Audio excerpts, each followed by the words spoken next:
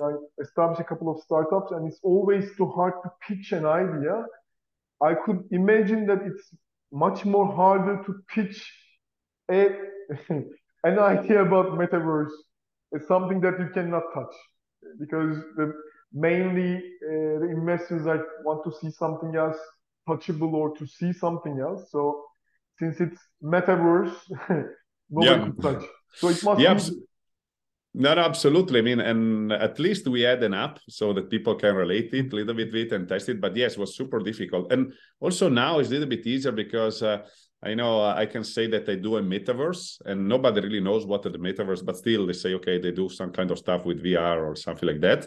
But back then, before, Facebook changed its name, still it was very difficult. I mean, of course, depending on who you speak with. So if you speak with somebody that is in the ecosystem, probably they will get it. But if you speak to the broader public, it's very, very difficult to convey what you're doing. No? So like we find out that the path of last resistance was telling them, because maybe sometimes also we say, we are building augmented reality. And also then you need to kind of know what's augmented reality. And so the best way was to say, you remember Pokemon Go? Yes, we are doing exactly that.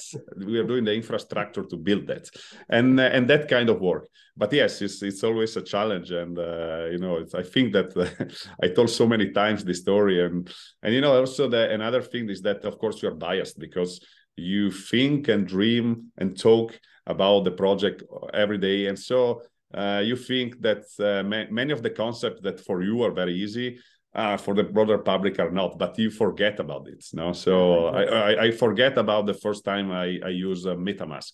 It was a nightmare, and now for me it's like super simple. No, so coming back to your, novice mindset is difficult, but it's important to convey people what you're doing.